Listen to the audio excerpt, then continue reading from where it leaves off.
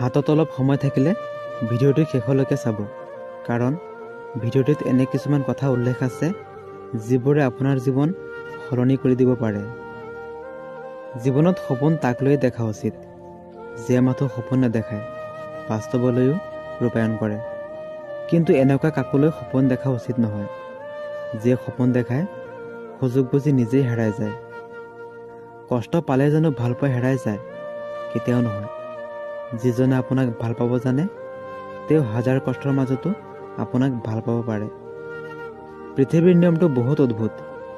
যেতিয়া প্ৰিয় মানুহটিক তুমি গুৰুত্ব দিবলৈ আৰম্ভ কৰিবা, তেতিয়া তেখেতে তোমাক অৱহেলা কৰিবলৈ আৰম্ভ কৰিব। প্ৰিয় মানুহটোৱে যদি আপোনাক অৱহেলা কৰিবলৈ আৰম্ভ কৰে, তেতিয়া তেওঁক কথা কোৱাৰ বাবে বাৰে বাৰে অনুৰোধ কৰা দৰকাৰ নাই। কাৰণ যাৰ কাষত তোমাৰ সঁচা মূল্য থাকিব, তেওঁ হাজাৰ অসুবিধাৰ মাজতো তোমাক সময় দিব আৰু তোমাক কেতিয়াও এৰি নাযাব।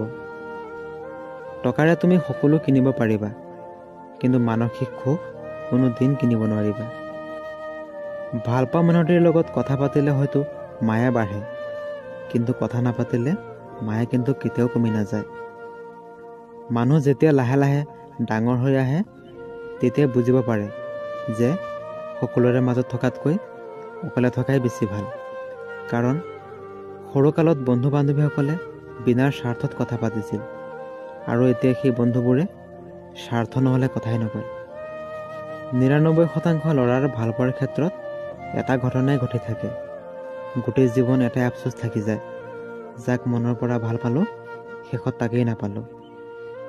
মানুহৰ লগত ভদ্ৰ ব্যৱহাৰ কৰা উচিত, কিন্তু বেছি ভদ্ৰ ব্যৱহাৰ কৰা একেবাৰে উচিত নহয়। কাৰণ ভদ্ৰ ভাষা আকৌ সকলোৱে বুজি নাপায়। মন বেয়া থকা সময়ত মোক সান্তনা দিয়া মানুহবোৰে যেতিয়া মোৰ মন বেয়াৰ কাৰণ হৈ পৰে, তেতিয়া কষ্টবোৰে বুকুত বহুত আঘাত দিয়ে, আৰু সেই কষ্ট সহ্য কৰা বহুত কঠিন।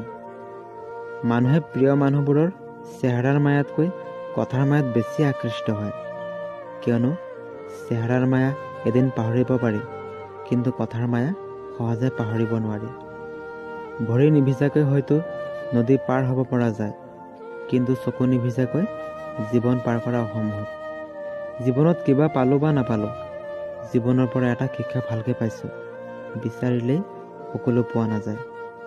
হয়, এয়াই সঁচা কথা, জীৱন কাৰো বাবে ৰৈ নাথাকে, কিন্তু কিয় জানো মনটো মাজে মাজে ৰৈ যায় প্ৰিয় মানুহটিৰ বাবে। কষ্টই মানুহক নকন্দায়, কষ্টই মানুহক নীৰৱ কৰি ৰাখে। কন্দুৱাইতো সুখে, যি আহে অলপ সময়ৰ বাবে আৰু নিমিষতে গুচি যায়।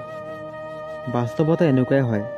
তুমি যেতিয়া প্ৰিয় মানুহটিক অতিৰিক্ত গুৰুত্ব দিব আৰম্ভ কৰিবা, তেতিয়া তেওঁ তোমাক অৱহেলা কৰিব, আৰু যেতিয়া গুৰুত্ব দিয়া কমাই দিবা, তেতিয়া ক'ব তুমি সেই আগৰ দৰে নাই, এতিয়া যেন স্বাৰ্থপৰ হৈ গৈছে। যেতিয়া কোনো মানুহ কাৰোবাৰ বাবে কান্দে, সেইটো হ'ল আৱেগ, আৰু যেতিয়া কোনোবাই কাৰোবাক ইচ্ছা কৰি কন্দুৱায়, সেইটো হ'ল প্ৰতাৰণা, আৰু যেতিয়া কোনোবাই কাৰোবাক কন্দুৱাই নিজেও কান্দে, সেয়া হ'ল মনৰ পৰা ভাল পোৱা। জীৱনত কাৰোবাক পাবলৈ নাকান্দিবা। যাৰ কাৰণে তুমি কান্দিবা, সি কেতিয়াও তোমাৰ নহ'ব, আৰু যি তোমাৰ হ'ব, তেওঁ কেতিয়াও তোমাক কান্দিবলৈ নিদিয়ে। অতিৰিক্ত কথাত মুখ নষ্ট, বেছি মৰমত সন্তান নষ্ট, অতি লোভত জীৱন নষ্ট, আৰু বেছি নিমখত তৰকাৰী নষ্ট। আপুনি আপোনাৰ প্ৰিয় মানুহটিৰ কাষত কিমান গুৰুত্বপূৰ্ণ কেনেকৈ জানিব?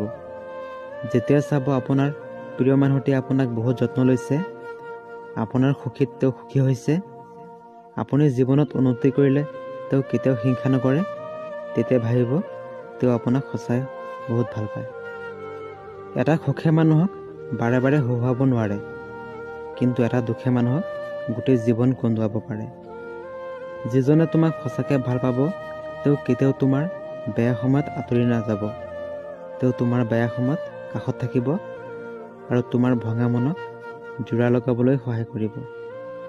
তোমাৰ আশে পাশে বহুত মানুহ আছে, তোমাক বেয়াকৈ ভাবিব, তোমাক নিন্দা কৰিব। সেইবুলি তুমি মনত একো নাভাবিবা। এটা কথা সকলো সময়ত মনত ৰাখিবা, এজন মানুহ কেতিয়াও সকলোৰে প্ৰিয় হ'ব নোৱাৰে। যিকোনো বস্তু ভাগিলে শব্দ হয়, কিন্তু মন ভাঙিলে কোনো শব্দ নহয়। আৰু সেই মানুহটো ইমান কষ্টত থকাৰ পাছতো তাৰ কষ্টখিনি নুবুজে। মূৰ্খ মানুহৰ লগত কাজিয়া নহয়, মাজে মাজে চুপ হৈ থাকিও নিজৰ গুৰুত্ব সিহঁতক বুজাই দিব লাগে। গোটেই জীৱন সুখী থাকিব বিচৰা, তেনেহ'লে কেতিয়াও কাৰো ক্ষতি নকৰিবা।